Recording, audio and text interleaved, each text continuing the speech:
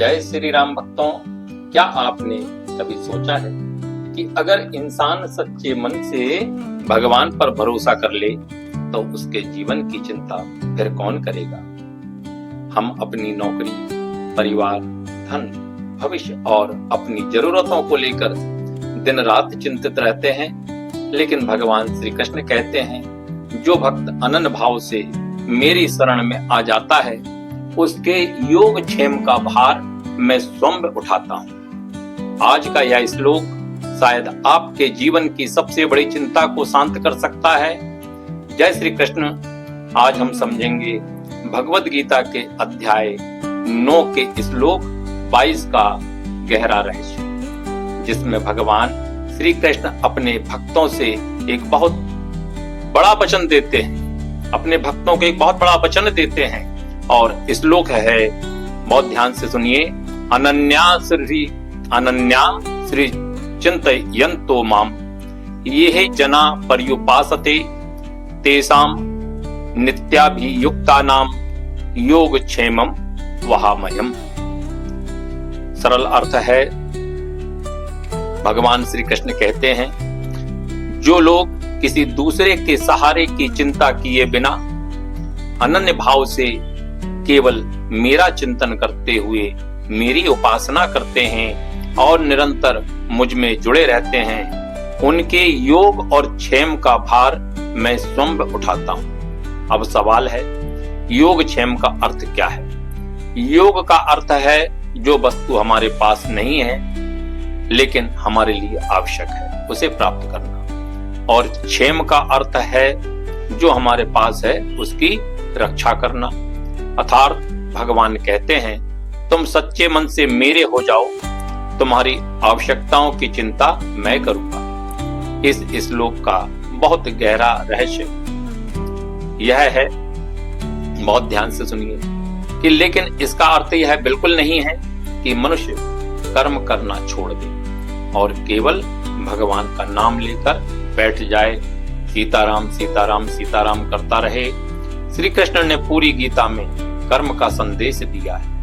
अर्थ यह है कि कर्म तुम्हें करना है, लेकिन परिणाम की अत्यधिक चिंता में स्वयं को जलाना नहीं है। आप स्वयं अपना कर्तव्य पूरी ईमानदारी से कीजिए, मेहनत कीजिए, सच्चाई के रास्ते पर चलिए और फिर अपने मन को भगवान के चरणों में समर्पित कर दीजिए। क्योंकि जब इंसान हर चीज को अपने नियंत्रण में रखना चाहता है तब उसके भीतर चिंता पैदा होती है, लेकिन जब वह कहता है हे प्रभु मैं अपना पूरा प्रयास करूंगा, बाकी आपकी इच्छा, तब मन के भीतर एक अलग ही शांति जन्म लेती है।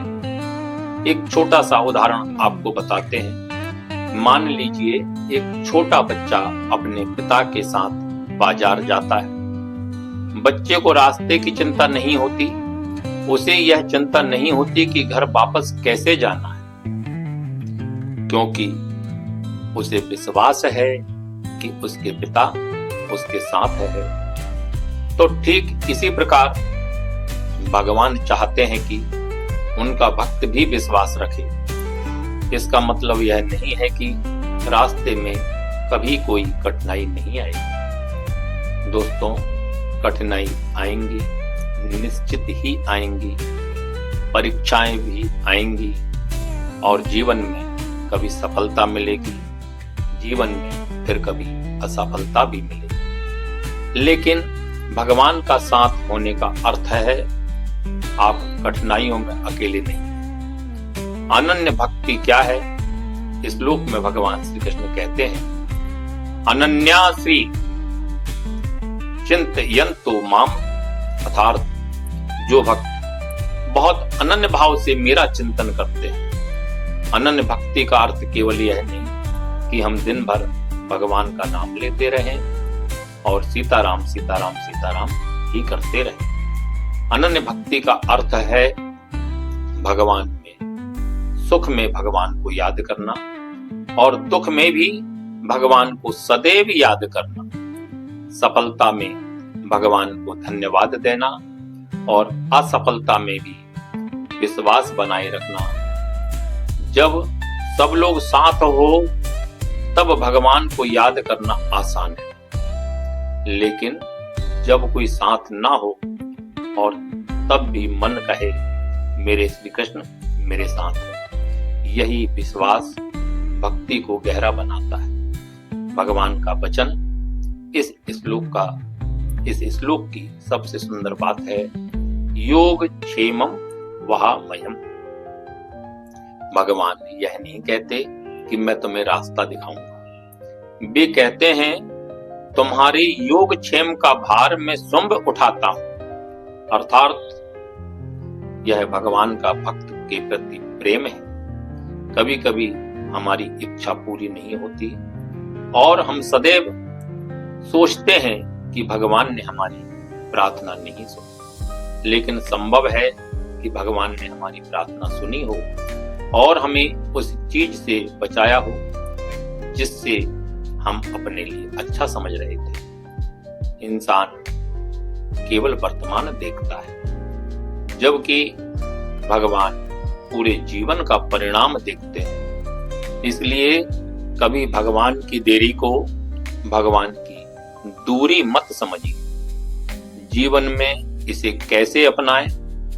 अगर आप इस श्लोक को अपने जीवन में उतारना चाहते हैं तो 2-3 बातें याद रखिए।